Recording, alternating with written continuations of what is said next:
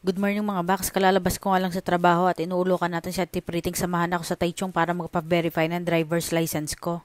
Tapos nakita niya aring post na are, sabi gayahin muna natin aring post na are. Aba syempre wala naman ako nagawa. At pagkatapos nga ng kalokohan ngayon, nagpunta na kami sa Taichung.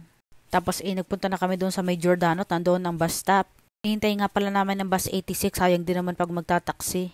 Tapos din tayo bababa sa Minquan Taiwan Boulevard. Tapos nga tumawid kami dinit, naglakad lang kami ng dire-diretso hanggang sa makarating sa may Fubon Bank. Pero hindi pa diyan. Dinit tayo sa katabi, sa KGI Bank, papasok kayo diyan. Tapos makikita mo yung Manila Economic and Cultural Office. At siguraduhin dala ng original at photocopy ng mga requirements.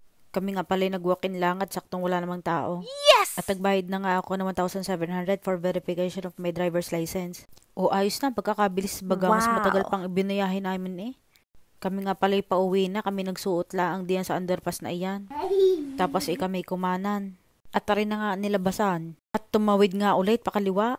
At naghintay nga kami ng bus number 300. Sa Taichung Station na nga pala ulit ang baba namin. See you sa part 2 sa pagpunta namin sa Motor Vehicle Office sa Sincho. Salamat sa panonood.